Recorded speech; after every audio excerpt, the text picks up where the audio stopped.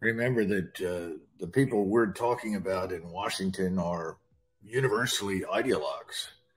And given their ideological mindset, a discussion with anyone who disagrees with them is impossible. Anyone who opposes American policies in any form, particularly military policy, strategic policy, is by definition an enemy. I mean, this is to sort of remember this was the George Bush message: you're with us or you're against us. This is ridiculous nonsense. But we're not interested in winning anything. We keep talking about helping Ukraine win, but what does a win look like? Has anybody ever described victory? I don't think that they can define a win. It can't be the removal of Russian forces from Crimea. That's not even militarily conceivable. It can't be the removal of President Putin from office. These are probably on the wish list of Victoria Nuland and maybe Tony Blinken, but these things are not realistic.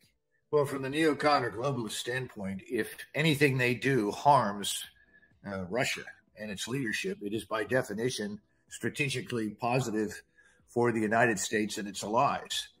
I don't subscribe to that view. But then again, people don't think carefully when they start wars about how to end them. And if you take the position that the only way the war can end is with the complete destruction or near complete destruction of your opponent, the war is not likely to end anytime soon, and sometimes never. Unfortunately, that's what we're dealing with. Colonel, President Zelensky gave an interview in English to an American reporter. I don't recognize her, and I don't know the name of the network for which she works. They're on a train. We're going to run this in just a minute. There's a little bit of background noise from the train, but you can hear what they're saying. The essence of what he's saying is he needs, I don't know if he understands this properly. He needs to win Bakhmut, and President Putin needs to win Bakhmut for PR reasons. So take a listen, and then maybe we can dissect what he says. Is this part of why you are fighting so hard in Bakhmut? Because a lot of military analysts will say that strategically it's not that significant. Because that will be victory for him. He will. And any victory. Yes, he will sell this victory. He will sell this victory to West, to his society, to China, to Iran, to all the countries, to Brazil, to Latin America countries, not to Latvia, Lithuania, Estonia. Of course, they really understand, from details, and they feel this dangerous because they're neighbors. So, but he will sell it to his society. That was the first step. Now, wait a minute. I will have decision with Ukraine. Then another step. Is Bakhmut militarily significant, strategically significant, or just emotionally, PR-wise significant? I think most analysts that have looked at Bakhmut recognize that town is the keystone in the edifice of the defense of Donbass. That once that falls, because of its unique position, the road networks that run in and out of it, the rail lines, the various factory installations, mines, presumably supply depots and other things, it is very important. And that once it is taken, it's questionable how you build another effective defense line on the scale of the one that you had in Donbass.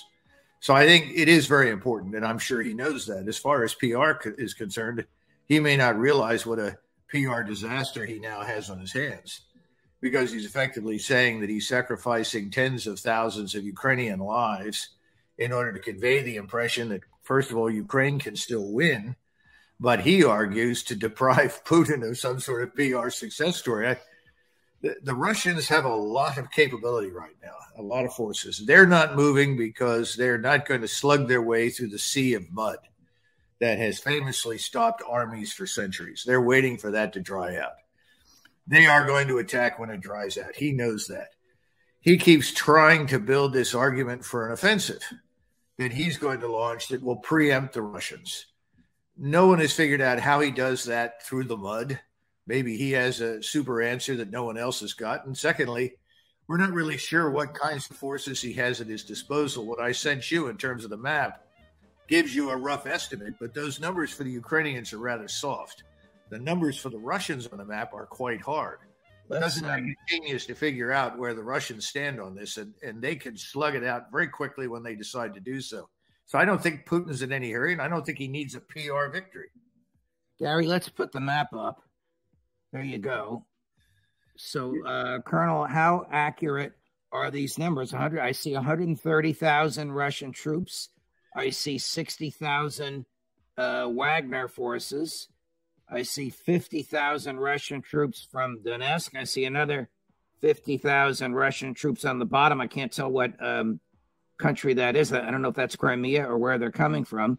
The Ukrainian forces appear to be less than half of the Russians. Yeah, well, understand the 130,000 at the top are forces in reserve, uncommitted. That's very important. These are but are they there? Are they there where they're shown on the map so that they can move east if needed?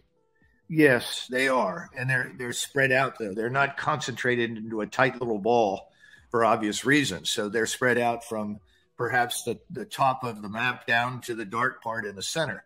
But they can rapidly move north and south, east or west, because the road networks that the Russians control give them excellent lateral routes to reposition forces quickly. Now, the 60,000 Wagner troops, the 50,000 in Donetsk, Luhansk militias, and regular Russian forces fighting with them, where you see the curving red arrows around Avdiivka and Bakhmut, they're fighting right now. In other words, those are forces that are committed to the front. They're not all committed, but most of them are. And those that aren't are certainly in positions to defend. Then at the bottom, where you have the 50,000, these are the ones that are not far from Kherson, which is off the map to the left. Those forces are not necessarily in contact, but they are in defensive posture. In other words, they're ready for an attack if the Ukrainians launch it. Now, the point of this map is to look at the Ukrainian side. These numbers, 80,000 at the top and 40,000 to the left as you view it. Those numbers were good a few weeks ago. We don't know precisely what they are because you'll see the dashed blue lines. What does that mean? That means that the forces that were formerly concentrated, as shown on the map, have been reduced in size and capability because they've had to move them to reinforce Bakhmut and Avdiivka. In other words, we may be looking at now 20,000 down to the left and maybe 30,000 or 40,000 up to the right because the rest of the forces have been drawn off to fight. Now, Bakhmut has reportedly fallen, which means they no longer have those defensive positions and are going to have to fall back further to the west if they're going to maintain any kind of coherent defense. Colonel, let me interrupt you. Is this breaking news that Bakhmut has reportedly fallen, or is this a repetition of what we expected in the past week or so? I have only received a direct statement that came to me from my sources that what you see, the distance between the two red arrows around Bakhmut is closed. Do those arrows mean that Bakhmut is surrounded? Yes. In other words, it's completely surrounded by Russian troops. Yes. And the Ukrainian forces, we're unsure how many are left. Maybe there are 3,000, 2,000, 4,000. But effectively, Bakhmut has fallen because those troops cannot be reached. They can't be reinforced, and they're on their own. So we'll see what that means over the next 24 or 48 hours. Do those forces surrender? Supposedly, a lot of Ukrainian troops have surrendered, talked about being isolated, having no support, having nothing to eat, having no more ammunition, and so forth. So at any rate, the point is that the totals that we thought were available just 2 or 3 weeks ago for counterattacks really don't exist anymore. It's something less than what's shown on the map. Secondly, they have to move across relatively open ground in order to reach the Russian lines.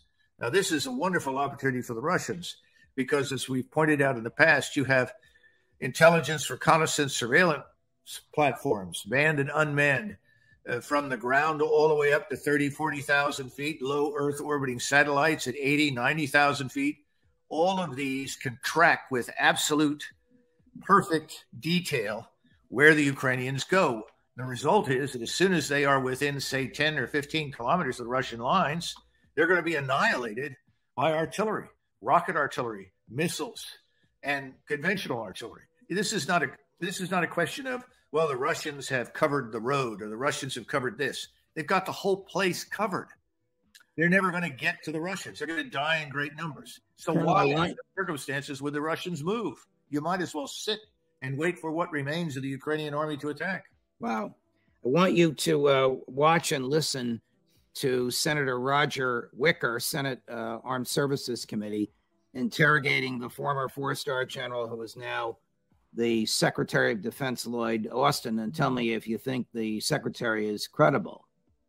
With regard to your optimism about Ukraine having the upper hand, that is what you told me yesterday. It is. Now, what I was about to say, Senator, is that Ukrainians have inflicted significant casualties on the Russians, and they have depleted their inventory of armored vehicles in a way that no one would have ever imagined. And so now we see Russia reaching for T-54s and T-55 tanks because of the level of damage that the Ukrainians have inflicted on them. Reaching for those tanks demonstrates what to you, sir? It demonstrates that their capability is waning. We've continued to witness them being challenged with artillery munitions and other things, and they're reaching out to Iran, to North Korea.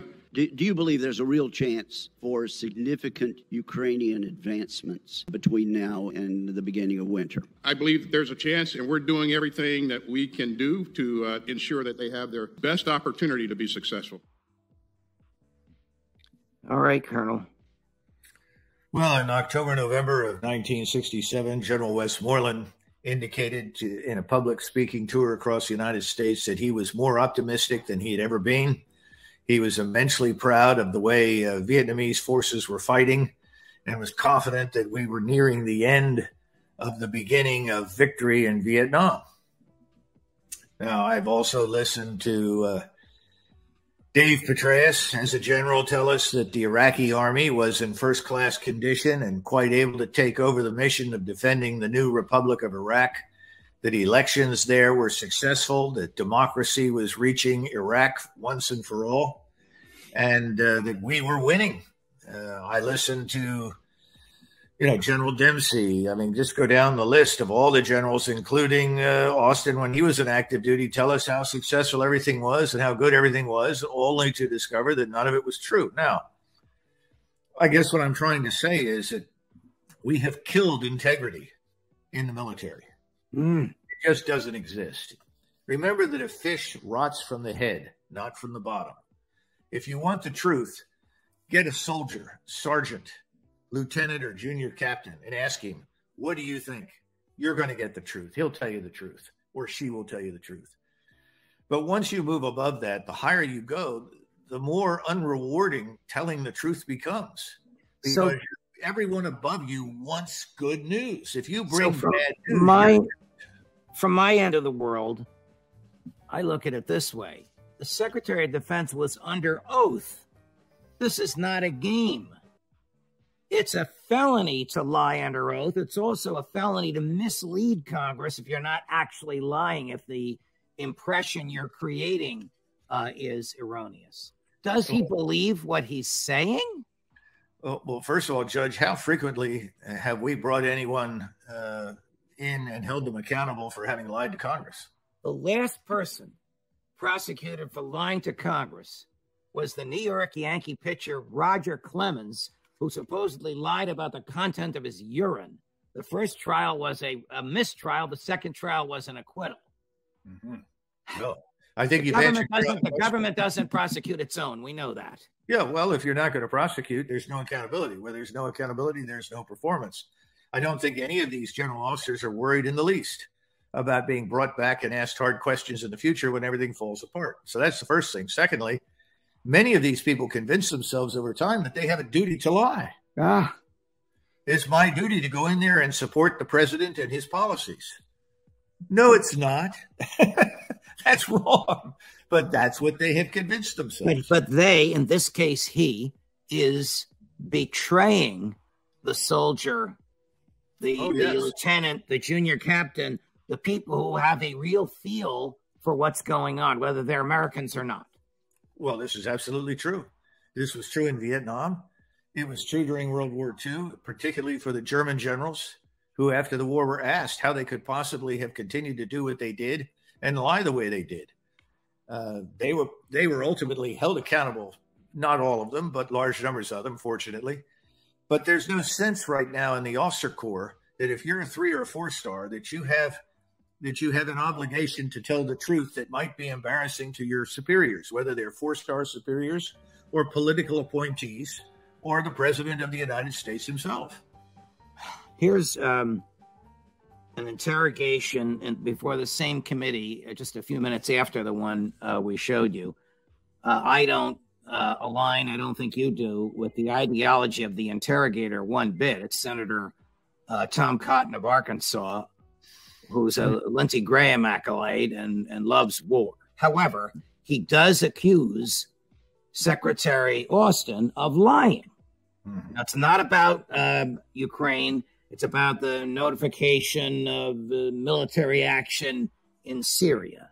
But watch the back and forth between them and tell me if a rational person could conclude that Secretary Austin is being truthful. To the issue of the strikes in Syria last week and Senator Wicker's line of questioning about the timing of notification to Congress. You said that you, quote, should have notified Congress earlier. These attacks happened against our troops, killing one contractor early in the morning Eastern time. Do you believe that you should have notified us that morning while we were voting on amendments directly related to this kind of attack?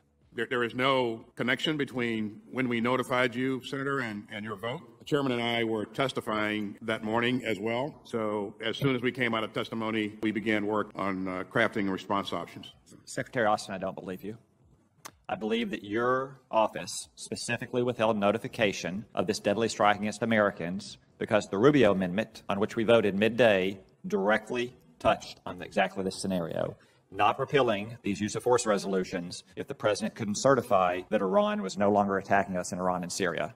That's what I believe. Nothing you can say is going to change my belief about that. And I've got to say, I think I speak for a lot of my colleagues. I just want to say, Senator, that that is absolutely not true. Maybe you didn't personally do it. But I believe entirely that people in your office did that. You have a vast legislative operation, as Senator Wicker pointed out. Do you really expect us to believe that they didn't know that we were voting on a Rubio amendment that directly covered exactly this kind of attack? I don't believe that. I believe there's a conscious decision made not to inform Congress because you feared that it might lead to the passage of the Rubio amendment, which would kill the entire bill.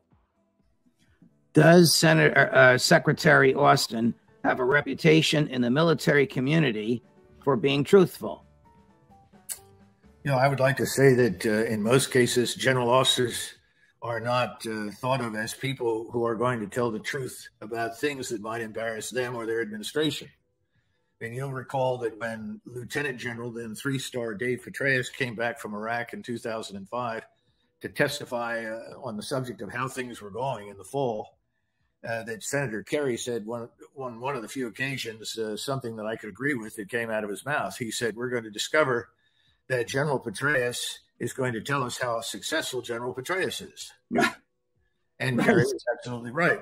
So I think everybody in the military at lower levels knows exactly what goes on. Now, as far as the actual subject is concerned, you know, frankly speaking, every presidential administration knows that there are lots of people like Senator Cotton, or in other occasions it may be Rubio, or it might be Schumer or someone else, is anxious to take advantage of an event to either embarrass or harm the administration or to force through legislation that might otherwise not pass.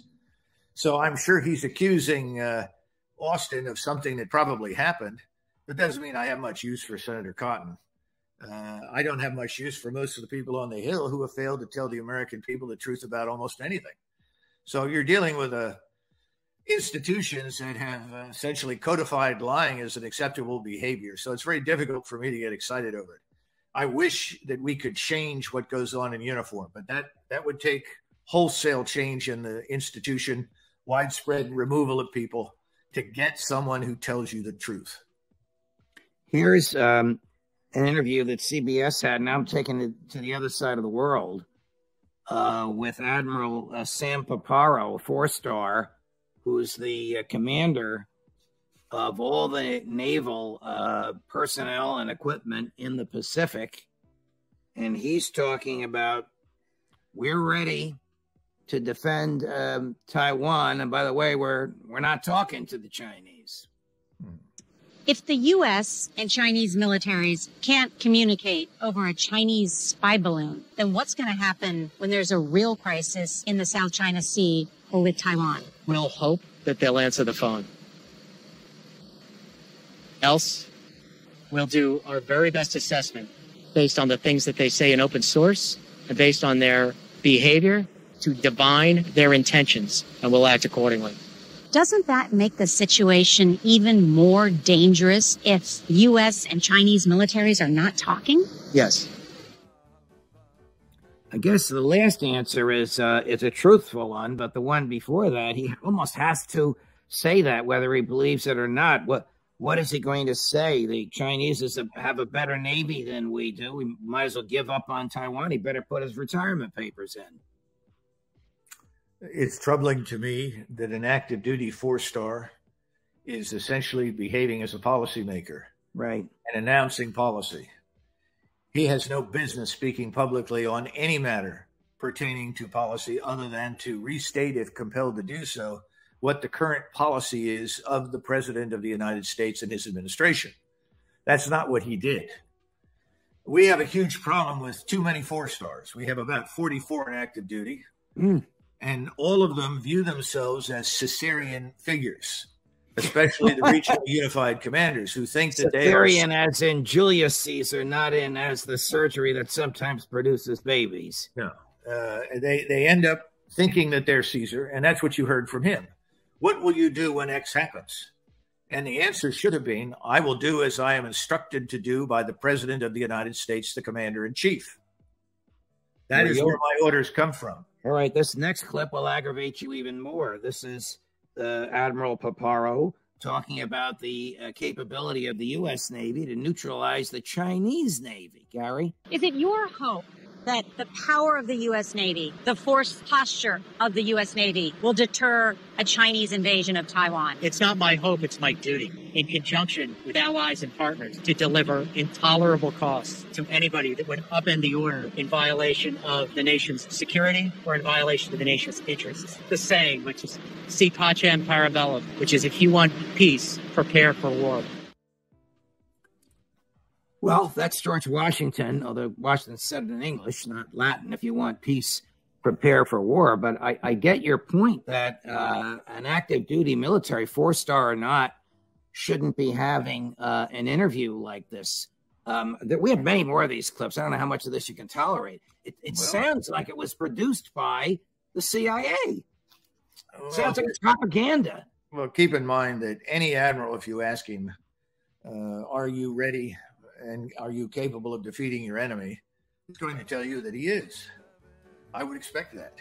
I would expect a general officer in the field to say the same thing.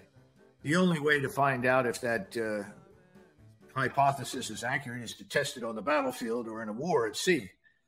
That's not something he should talk about, but he said the right thing. And we are ready and we will fight if we have to. However, this business about deterrence is nonsense. His job personally is not to deter a damn thing. He's supposed to be ready to fight. It's not his job to provoke the Chinese, to intimidate the Chinese under any circumstances. His job is to be ready to fight. If he's called upon to do so, he's directed to do so. If he's fired upon, and that's it. And he should not be speaking extemporaneously on a whole range of topics. But this is more evidence that there is no one in charge in Washington. I'll give you a little bit more evidence. After that interview, which took place in Guam, which, by the way, CBS describes as the size of Chicago. I didn't know that. I thought Guam was about the size of New Jersey, but it's the size of Chicago, according to CBS. So back in Washington, D.C., in the Pentagon now, this different, I forget if it's a different reporter or the same reporter, but it's CBS. It's part of the same package. Interviews the CNO, the Chief of Naval Operations, and he makes a rather damning admission. Take a listen.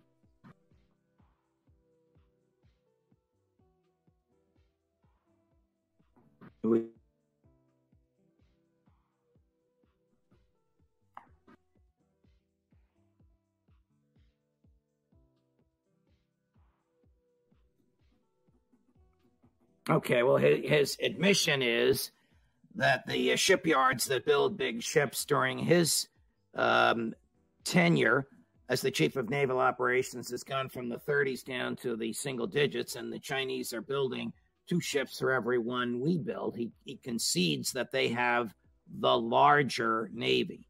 But how insane is it for Joe Biden to provoke the Chinese into attacking Taiwan because of this fanciful belief that we can somehow defend it?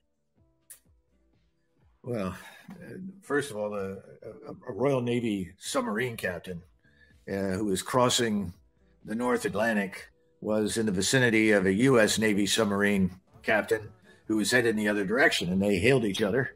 And the American captain said, "How does it feel to be part of the second largest Navy in the world?" And the Royal Navy captain answered, "I don't know. How does it feel to be part of the second best?" This sort of thing this goes on. There's nothing wrong with that. And he's telling the truth. In terms of sheer numbers of hulls, certainly the Chinese have lots more of them. But about a third of all the ships, and if you're talking about 300, that means that 100 are effectively Coast Guard vessels. They exist purely for coastal defense. This is in our Navy or in the Chinese? No, the Chinese Navy. And that needs to be understood. But, when you get into these discussions about being ready to defend Taiwan or something else, it's very dangerous. At the outbreak of World War II in 1941, we had 11 oil tankers in the Pacific for the United States Navy, which was larger then than the Navy we have today. 11 oil tankers. Well, the bottom line was that the Navy, as soon as we were attacked, was supposed to sortie the entire fleet, fight its way all the way to Corregidor, Manila, and relieve the beleaguered American garrison, and tow behind it 2 divisions of Army troops. Well, the 2 divisions of Army infantry showed up on the docks at San Francisco, but the Navy didn't take them anywhere because they only had 11 tankers full of oil. That meant that if they had used those tankers, they might have gotten halfway across the Pacific. And they run out of fuel? Wow. Yes. In other words, we didn't have enough. Now, when you look at the Pacific today, we have 3 major hubs for logistics purposes. They're well known to the Chinese as they are to us. I'm not going to enumerate them here today. But if those 3 hubs are destroyed, which is very easily done with precision-guided missiles, then you're out of luck with the Navy in the Pacific. In other words, I'm trying to say we're not prepared to fight the Chinese any more than we're prepared to fight the Russians. So instead of talking about fighting them, let's talk about what we need to do to be ready. Let's understand what the president is instructing us to do and to get ready to fight. We don't need to provide lots of details on how ready or unready we are to the public. And again, that's why these 4-stars should not talk this way. There's wonderful correspondence that went on between the various 4-stars in the Navy and ultimately Marshall and MacArthur in 1940-41, talking about these issues. But publicly, MacArthur said, "We are ready, we can hold these islands, and we'll defeat whatever is thrown at us, bluff, bluff, bluff." Right. Privately, he said, "We're lucky to hold out for 6 weeks. We don't have enough of anything. We need to spend billions of dollars. We don't have enough of this, enough of that." And Marshall knew it, which is why they all told Roosevelt, "Don't embargo Japan. If there's a war, we're not ready." And what did we get? Well, they fought very, very valiantly. In fact, we fought extremely well in the Philippines up to the last bullet practically, but it didn't do us any good, did it? 12,000 men were captured and marched off to Bataan. And what happened to our Navy? We took a lot of hits, a lot of casualties, lost a lot of ships at the beginning. My point is that you've got to be very careful about what you say publicly. It's best to let the suits in the Pentagon talk. Don't send your 4-stars out to beat their chests. They make fools out of themselves. It's not their job. And I think we have that clip I wanted you to look at. Take a look, Colonel. Admiral Mike Gilday at the Pentagon. He is the Chief of Naval Operations and is responsible for building, maintaining, and equipping the entire U.S. Navy. Is the Navy in crisis? No, the Navy's not in crisis. The Navy is out on point every single day. Is it being outpaced by China? No. Toshi Yoshihara of the Center for Strategic and Budgetary Assessments may know more than any scholar in the West about China's Navy. Why is China able to build more warships more quickly than the U.S.? China has clearly invested in this defense industrial infrastructure to produce these ships, which allows them to produce multiple ships simultaneously, essentially outbuilding many of the Western navies combined. After the Cold War ended, the shipbuilding industry consolidated, and many of the yards where ships were both built and maintained closed down. What do you see when you see China's shipbuilding program? It's very robust. Do we have enough shipyards? No. I wish that we had more commercial shipyards. Over my career, we've gone from more than 30 shipyards down to about 7 that we rely upon on a day-to-day basis to build ships. Wise to be discussing this, or generally known to us and to them? Well, that's a known fact. We've allowed that whole industry to atrophy. Basically, the 7 shipyards are on federal welfare. They only build warships. They do a good job. They do a good job in those warships. Everything that Gilday said up front is exactly what he should have said as CNO. He did the right thing. That's what you say. What's true is different behind the scenes, but that's not a care for the American people right now. That's a matter for discussion with the president and key members of the Senate and the House who need to know the bottom line. I mean, they all need to keep their mouths shut. Now, here's some good news. First of all, we don't need all the surface ships, and neither do the Chinese. Warfare has changed. If you're putzing along as a surface ship within striking range of China, you stand an excellent chance of being disabled by any number of missiles. Because of what? Because the same ISR platforms I talked about before, from seabed to space, are going to find you. The waves are ruled by submarines. Our submarine fleet is the best in the world. It's excellent. I don't think we have enough submarines. That's my own personal view. As a former Army officer, that would be my first choice for strategic priority. Double the size of the submarine fleet. That's what gives us real power over the oceans. That's what can bottle up our enemy if we don't like him and prevent him from conducting commerce. That's number one. Surface ships, that's a distant 5th or 6th. So that's the first thing. Second thing is, good news, Chinese Navy is miserable. They have a huge morale problem. The Chinese don't want to go to sea. I don't blame them. I never wanted to go either. But the point is, the Chinese are really not interested in going to sea very much. Secondly, their submarine fleet is very new. They're very reluctant to send it great distances from China for fear they'll sink themselves. They might not get back. So the point is that quality makes a difference. We have the edge, certainly in the submarine fleet. We need to keep it and make it greater and stronger. As far as the rest of the Navy is concerned, all you have to do is pick up the newspapers and read about the Navy, the same kinds of things you're reading about the Army. We have huge morale problems, problems with discipline, problems with recruiting, problems with retention, problems with finding quality manpower. But that's not something that the Chief of Naval Operations should talk about. He made the right decision, absolutely the right thing. But that's what he has to talk about to the president. And unlike Franklin Roosevelt, the president today or in the future needs to listen to what these men say behind closed doors. Never knew a tank commander knew so much about the Navy, Colonel.